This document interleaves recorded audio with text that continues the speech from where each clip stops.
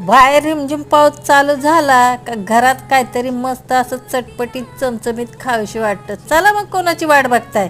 दही घेतलं, दह्यात बेसन घातलं, हळद घातली, सगळं रवीने घुसळून घेतलं. फोडणीसाठी राई जिरं घेतलं, मिरची लसणाचं वाटण त्याच्यामध्ये घालायचं, कढीपत्ता घालायचं आणि मिसळायला दही त्याच्यामध्ये घालून चांगली उकळी येऊन द्यायची. उकळी येऊन झाली का आता एकीकडं मी बेसन घेतलं, त्याच्यात हळद घातली, मीठ घातलं आणि आता सोडा घालायचा आणि मस्त असे भजे करायचे.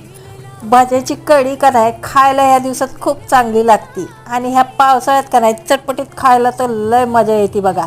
आता बघा मस्त असे मी बेसनाचे भजे केलेले कढीत घातलेत. कढी चांगली उकळी येऊन दिल्यावरच भजे त्याच्या घालायचे. बघा मस्त अशी कढी झाली. घ्या आता भात आणि घाला त्याच्यावर कढी आणि वरपा मस्त असं पावसाळ्यात करा एन्जॉय. माझा व्हिडिओ आवडला असेल तर लाईक करा, शेअर करा, सबस्क्राईब करा. ओके.